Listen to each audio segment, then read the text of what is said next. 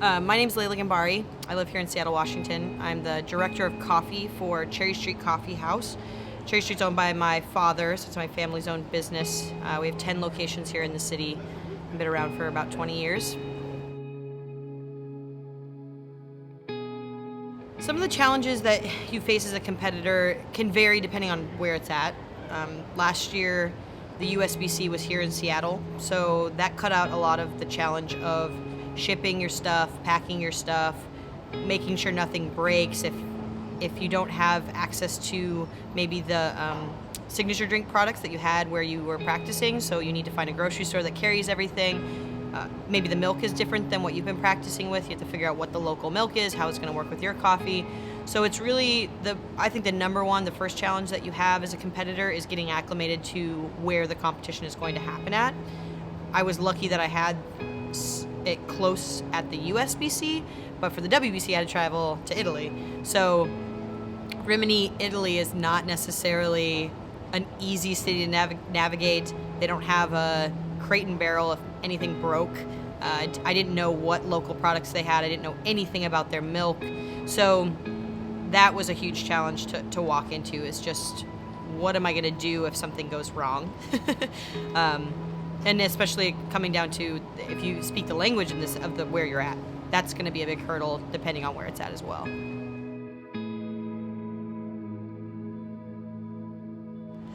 Getting ready for competition was it was an entirely consuming experience. I pretty much didn't think about or talk about anything other than competition for about 6 straight months. You can ask my fiance; it was pretty horrible for him.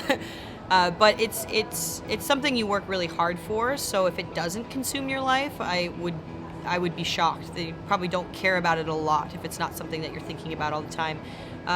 For me, getting ready for the USBC and the WBC. For the USBC, I got ready by practicing for 2 hours Monday through Friday. This was my 4th year of competing, and one thing that I learned this year was not to practice too much. A lot of times competitors over-practice. They feel like they have to spend every waking moment at the lab getting ready, and what happens a lot of the times is you show up to a lab and you spend 2 hours doing nothing, and you walk out feeling a little defeated because you didn't achieve anything, but you're exhausted. So I made a really conscious effort to plan all of my training so that when I was practicing, they were really good practice hours, and I would walk away feeling really good about it. And practicing what I needed to practice instead of just like walking into a lab and not knowing where to start. Getting ready for the WBC was a little different just because I already had my routine. Now I just needed to just keep practicing it or change little things, where getting ready for the USBC was building it more. I actually installed a 3-group Aurelia in my basement, and so I had a full competition spec set up in my basement, and that was really helpful because I could come home from work and practice for a couple hours and be home, where a lot of times the trouble is traveling to and from the lab, lugging your grinder in and out, and that kind of stuff takes up a lot of time and energy. So being able to just walk downstairs was really, really convenient for me.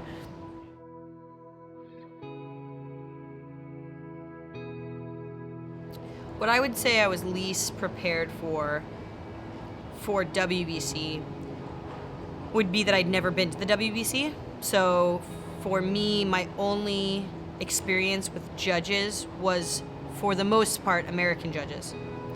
The WBC, none of your judges are American, if you're American. So you're having to understand that possibly you're not speaking to native English speakers. Possibly you're talking about things that maybe they don't know about. A lot of times in the US, I think about the fact that I'm talking to people who know exactly what I'm talking about, so I don't have to explain anything.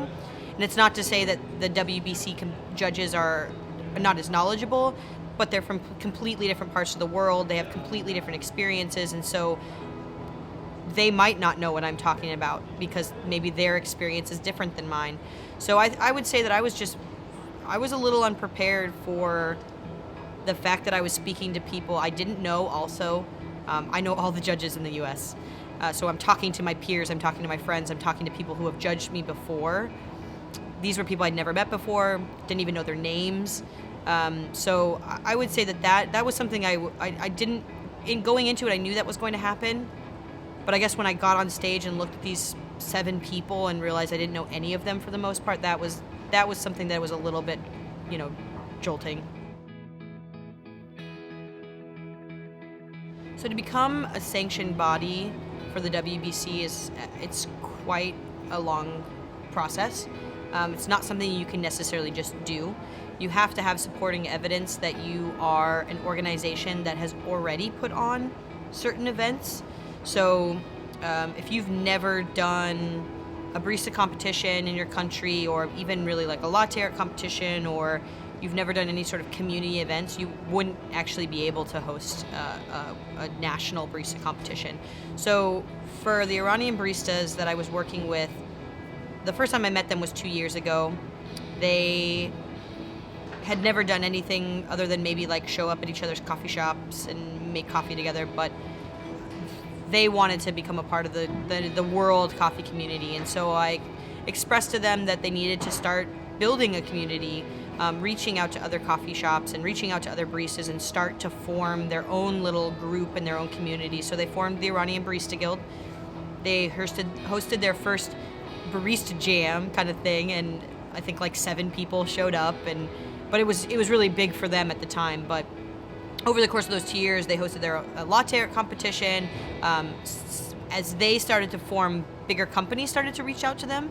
So bigger Italian roasting companies or machine companies started to support them, and so they hosted larger and larger events, or those companies hosted their own events, and the Iranian Barista Guild supported setting up the events and kind of running it for them. So when it came time to get sanctioned, we had enough evidence to be able to support that they could host their own national competition. But the other thing that's difficult is that in some countries they don't have access to the things that we do in the US, and so setting up a national barista competition is not that it's easy to do here, but it was definitely more difficult for them to do. And so it took a lot of time and preparation, and they needed a lot of help and a lot of advice. They pulled it off, and it was pretty incredible. It was very different than any competition that I've ever been a part of, because it was their flair and their style, but it was really wonderful. What I think the WBC represents to people, obviously it's very different for every country. One thing that I've kind of realized after participating in the WBC and even just kind of watching them in the past is that it's fairly openly known that not every country is necessarily competitive in this competition.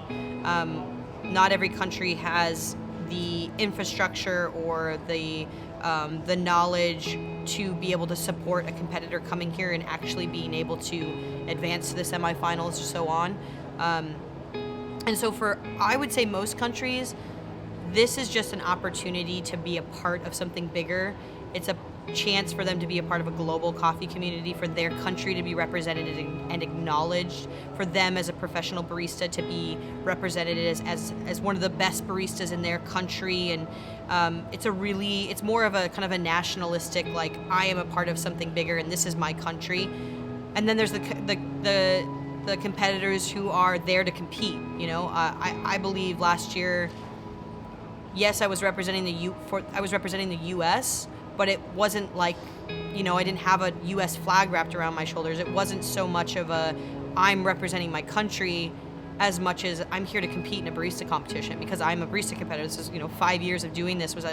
I was there for a competition, and so I look at the WBC as a barista competition, but I don't necessarily think, and I actually wish more countries were more looking at it as just a chance to represent their country and be a part of this bigger community.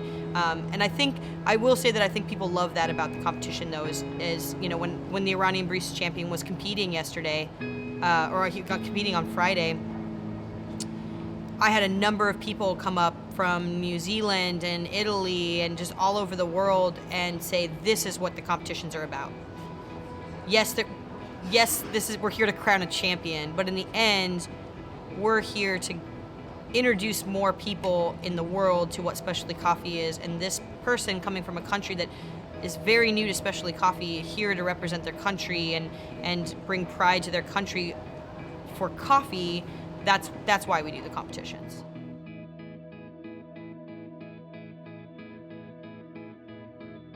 The World Barista Champion, their role when they win is, honestly, what I really feel is they have the most important job of the year.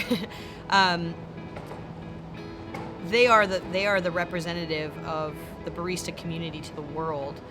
You know, I'm very, very involved in the barista community in the U.S. and in the barista community in Iran, and I've had a chance to connect with the barista community in Ecuador, and I've got a chance to go to Trinidad and places like that. And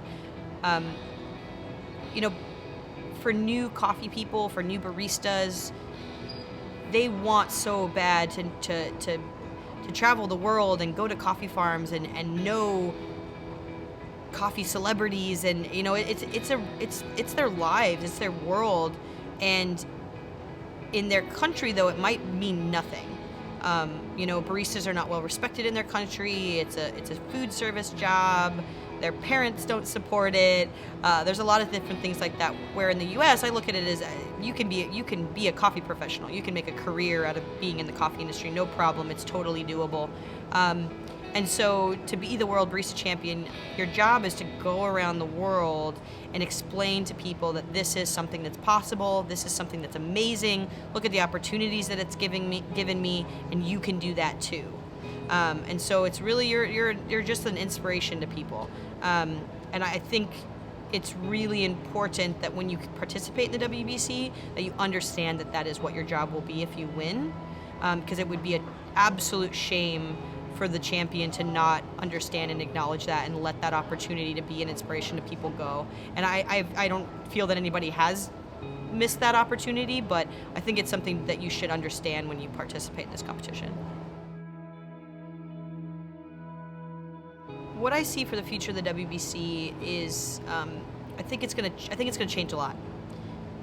We're already seeing it change. I think the introduction of this new milk rule change is a pretty big one, just because.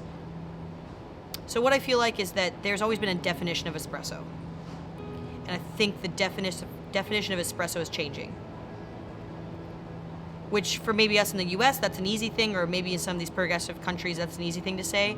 But then you go to Italy, and no, the definition of espresso is not changing. You know, so to say that on the U.S. or to say on the world level, the definition of espresso is changing is a pretty big statement. And now what we're seeing is maybe even the definition of what a cappuccino or a milk drink is now changing. I know very much that the definition of a barista is changing.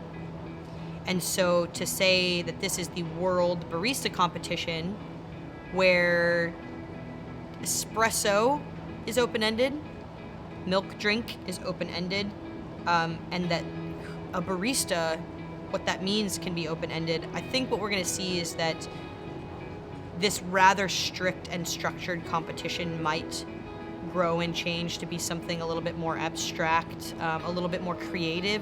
Would love more than anything to see these competitions reward innovation. I think what happens is because it's a score sheet, you win by following the score sheet, which does not promote innovation. And if we are supposed to be the leaders in the coffee industry, then we need to promote and push innovation. And I think it's taken a while, but I think everyone's sort of coming to terms with that and understanding that that's what needs to happen. And as these barista champions of the past are kind of moving into the roles of actually having a voice in what happens at the World Barista competitions, that people are kind of being willing to change and evolve into that. So I don't think it'd be a stretch to say that in 5 years from now, these competitions won't look anything like they do this weekend.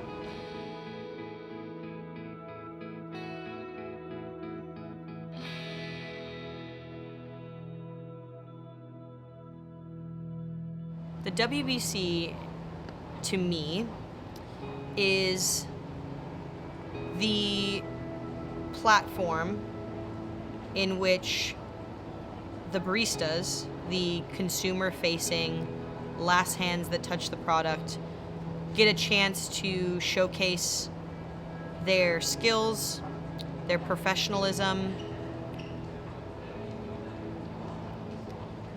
It's an opportunity for them to step outside of their cafe or their whatever job they have, whatever role of a barista that they play, and showcase the fact that they are. I mean, we are the people that talk about the coffee. You know, we're the ones that see the chain from start to finish and hand it off to the consumer. And I know that these barista competitions are not consumer facing at all. But I would love to see them become consumer facing, because I think that is where we have an opportunity to spread the word, spread the gospel of good specialty coffee, and see some big changes in the whole coffee chain. You know, we're seeing a lot of people do this kind of seed to cup performance, where their producer is involved in their performance. And I think that's something that I don't know why, but that it's not. But consumers should see that. They should see that the producer is here, and there's this barista making coffee, and I get to understand and learn this whole chain of coffee, and they're just going to grow to appreciate it and understand it a lot more. And so it's an opportunity that I think we're missing, and I think that the WBC represents everything, start to finish: coffee roasting, coffee production, the making of coffee, and we're rewarding that. And more people should see it.